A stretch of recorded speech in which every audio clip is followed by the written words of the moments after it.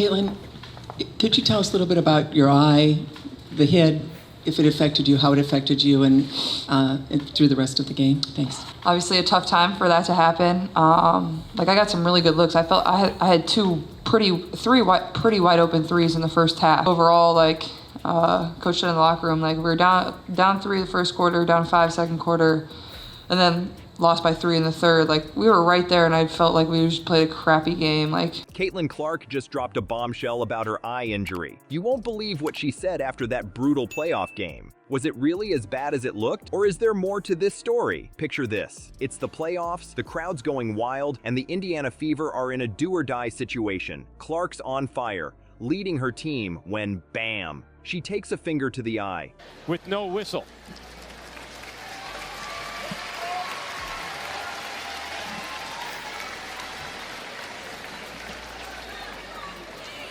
Now there's nothing Indiana. Everyone's thinking, this is it. Game over. But Clark's not done yet. Here's where it gets crazy. After the game, Clark says, "I felt like I got good shots. They just didn't go down." Wait, what? If the eye poke wasn't the problem, what was? There's gotta be more to this story. You know what's even crazier? This eye poke might just be the tip of the iceberg. I felt like my shot felt right there. That's why it's so frustrating as a shooter, when it feels so good, but it won't go down for you. That's what sucks about it, but like I said, I'm proud of our team. We didn't shoot the ball like we're capable of, but even that to the side, we're capable of winning this game without making shots. Our defense could have been a little bit better. We were down 8 or something, maybe 11 going into the fourth. We had our chances. I felt like I said, we didn't play well. We didn't play to the level that we're capable of playing. Clark's rookie season has been a roller coaster, and we're about to dive into the wild ride she's been on. Trust me, you're not ready for what's coming next. Clark's eye injury barely slowed her down, but it's far from the only obstacle she's faced. From rolled ankles to ear problems, her body's been through the ringer. But here's the real kicker. How has all this affected her mentally? The answer might surprise you. You think Caitlin Clark's just dealing with a little eye poke? Think again. This rookie's been on a wild roller coaster ride. And it's not just about what's happening on the court. Let's talk about the physical beatdown she's been taking all season long. Remember that ankle roll? It looked nasty, right? Clark went down hard, and everyone thought, that's it, she's done. But nope, not our girl. She bounced right back up and kept playing. And get this, she finished the game with 17 points. That's insane. I think, they were going to make adjustments. They were going to change up their schemes. They were going to change the matchups. We had talked about getting back the matchups that we wanted, that we thought would be helpful for us. And that's going to make a huge difference. And, the first 3 quarters we battled. I think we got rattled in the third a little bit when they started they hit some shots.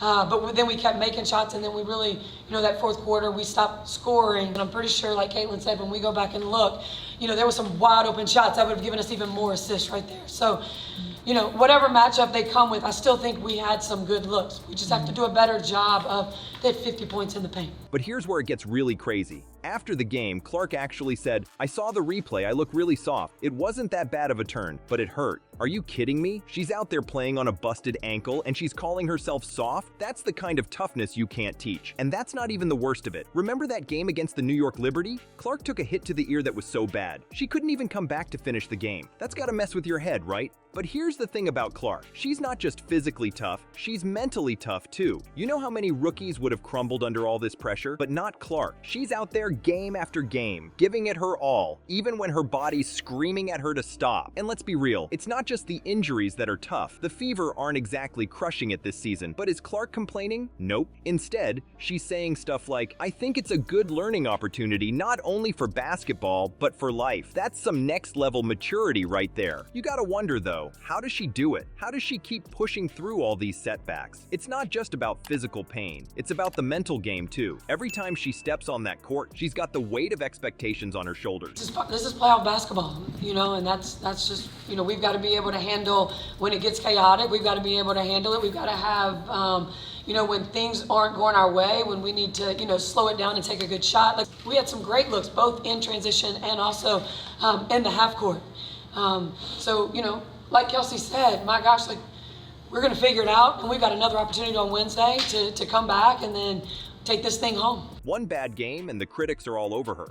That's a lot for anyone to handle. let alone a rookie. Here's what's really impressive about Clark. She's not just surviving, she's thriving. Every injury, every setback, it's like it just makes her stronger. She's using all of this as fuel to get better, to push herself harder. And you know what? It's working. Even with all these injuries, even with her team struggling, Clark is out there making waves. She's not just playing like a rookie, she's playing like a veteran. And that's scary for the rest of the league. Because if this is what she can do when she's battling injuries and setbacks, imagine what she'll be capable of when she's at 100%. Just when you think you've got Clark figured out, she throws a curveball. The player known for her sharpshooting is suddenly gun-shy in clutch moments. What's really going on in Clark's mind during those final minutes? Picture this. It's crunch time. The game's on the line, and all eyes are on Caitlin Clark. She's been lighting up the scoreboard all night, but now she's barely taking any shot. It's like watching a completely different player out there. Take that game against the Chicago Sky. Clark's putting up impressive numbers, 17 points and 13 assists. She's on fire, right? Wrong. In the last 7 minutes, she only took 2 shots. 2. That's like having a Ferrari and keeping it in first gear. Now, you'd think fans would be all over her for this, right? And you're not wrong. The criticism came flooding in. People were scratching their head, wondering why the star player wasn't stepping up when it mattered most. But here's where it gets interesting. Clark's response: "I trust my teammates." That's it. No excuses, no elaborate explanations. Just 4 simple words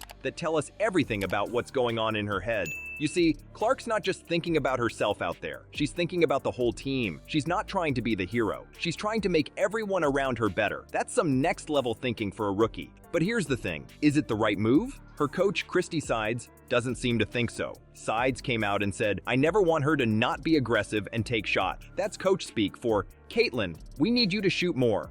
Me individually, the goal is to always get my best, and I take it on the chin. Look forward to what's happening on Wednesday. So I'm excited to hash out the details, look at the film as a group. Turning the page, man. It's nothing else I could do. I like to think that every time I step on the floor, I give my best. I think that our team try to give our best. So now Clark's caught in this crazy balancing act. On one hand, she wants to trust her teammates and spread the ball around. On the other hand, she's the star player. People expect her to take those big shots in clutch moments. And let's be real, this isn't just about basketball. This is about leadership. Clark's trying to figure out how to be a team player and a star at the same time. That's not an easy line to walk, especially when you're a rookie with the whole league watching your every move. Think about it. Every time Clark passes up a shot, she's making a choice. She's choosing to believe in her teammates over herself. That's huge. But is it the right choice? That's the million-dollar question. Here's what's really wild about all this. Clark's struggle isn't unique. Every great player has to figure out this balance. When do you take over the game? And when do you let your teammates shine? It's not an easy question to answer, and Clark's learning that the hard way. But you know what? This struggle might just be the best thing that could happen to Clark, because it's forcing her to grow. It's pushing her to become not just a great player, but a great leader. And that's what separates the good players from the legend. Growing into a leader means facing new challenges. For Clark, one of those challenges came from an unlikely source: a faulty game clock. How could something so small have such a big impact on her performance? The answer might surprise you. Picture this. It's a crucial game. The Fever are neck and neck with their opponents, and Clark's in the zone. She's making plays, sinking shots, and everything's clicking. Then, out of nowhere, the game clock stops working. Sounds like no big deal, right? Wrong. This isn't just about a technical glitch. It's about rhythm, focus, and the mental game that separates good players from great ones. When that clock malfunctioned, it threw Clark's whole game off balance. Suddenly, she's not just thinking about her next move, she's thinking about time itself. You know how athletes talk about being in the zone? Not getting some calls down low that she probably should have. But at the end of the day, it's not about the officiating tonight, for sure. I mean, we've got to be better defensively. And they know what it takes to step up to that next level, that playoff level. And that's what we're going to be, and that's who we are going to become. Well, this clock malfunction was like a bucket of ice water on Clark's hot streak. 1 minute she's flowing, the next she's stuck waiting for officials to sort out the time. It's like trying to run a marathon, but someone keeps pausing your treadmill. Here's where it gets really interesting. Clark's reaction to this setback? It wasn't what you'd expect from a rookie. Instead of losing her cool, she tried to use the delay to her advantage. She huddled with her teammate, talking strategy and keeping everyone focused. That's some veteran-level thinking right there. But let's be real, it wasn't easy. You could see the frustration on Clark's face. She's used to controlling the game, dictating the pace. Now, she's at the mercy of a faulty piece of equipment. It's like being the world's best race car driver, but your car keeps stalling at the starting line. This clock issue isn't just about one game, though. It's about Clark learning to deal with the unexpected. In college, everything's smooth. In the pros, anything can happen, and how you handle those curveballs can make or break your career. Think about it. Every second counts in basketball. A few ticks of the clock can be the difference between a win and a loss. So when that clock's not working right, it messes with your head. You start second-guessing yourself. Do I have time for one more play? Should I rush this shot? It's mental warfare, and Clark was right in the middle of it. But here's what's really wild about all this. Clark used this moment as a learning opportunity. After the game, she talked about how important it is to stay focused, no matter what's happening around you. That's the kind of attitude that turns good players into legends. You gotta wonder, though, how many other rookies would have handled this situation so well? Most would have let it throw them off their game completely. But Clark, she's showing that she's got the mental toughness to hang with the best. This clock malfunction might seem like a small thing, but it's actually huge. It's a glimpse into how Clark handles pressure, how she adapts to unexpected situations. And let me tell you, if this is how she handles a little clock problem, imagine what she'll do when the real challenges come her way. Clark can handle unexpected hiccups like a pro, but there's one thing that's throwing her off her game. It's not her shot. It's not the refs. It's a team issue that's got everyone scratching their head. Can Clark find a way to overcome this invisible opponent? You'd think after dealing with eye pokes, ankle rolls, and faulty game clocks, Caitlin Clark had seen it all. But nope, there's a whole new challenge waiting for her, and it's coming from an unexpected place. Her own team's defense. Imagine this. Clark's out there, giving it her all on offense. She's dropping dimes, sinking shots, doing everything she can to keep the fever in the game. But every time she looks up at the scoreboard, it's like all her hard work is disappearing. Why? Because the fever just can't seem to stop their opponents from scoring. This isn't just a little problem. It's a full-blown defensive meltdown. In their playoff loss to the Connecticut Sun, the Fever got absolutely torched. They weren't just beaten, they were outplayed in almost every aspect of the game. And you know who felt that pain the most? Clark. Here's the thing about being a star player. When your team's struggling, all eyes turn to you. Suddenly, it's not enough for Clark to just play well. She's got to be superhuman. Every possession, every shot, every pass, it all carries so much more weight when your team can't get stopped. And Clark, she's feeling that pressure. After the game, she didn't hold back. She said, "I don't know if that was the refs, but we struggled to get stops at times." That's Clark speak for, "Our defense is killing us." But it's not just about not getting stops. The Fever's defensive woes are creating a whole cycle of stress and expectations for Clark. Think about it. When your team can't stop the other guys from scoring, you start feeling like you have to score every time down the court. That's a recipe for forcing shots, making bad decisions, and just playing tight overall. And that's exactly what happened to Clark in that playoff game. She finished with 11 points and 8 assists.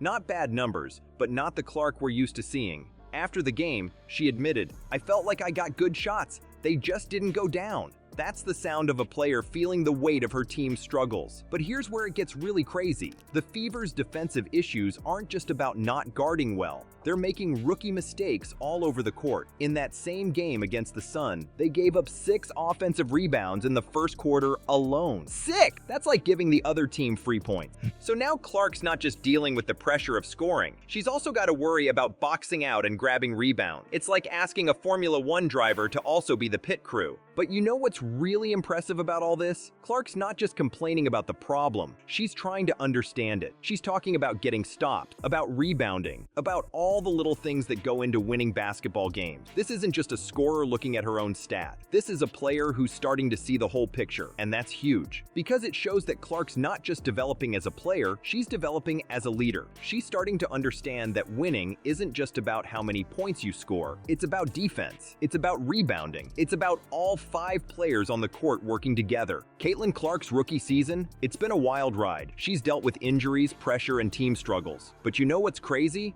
She's not letting it get her down. Clark's out there every game, giving it her all, even when things aren't perfect. Here's the thing about Clark. She's not just growing as a player, she's growing as a leader. She's learning to trust her teammates, to handle unexpected situations, and to see the big picture. It's not just about scoring anymore, it's about making everyone around her better. And get this, Clark's just getting started. As she keeps learning and growing, she's going to change the whole game. The rest of the league better watch out, because Clark's not just here to play, she's here to dominate.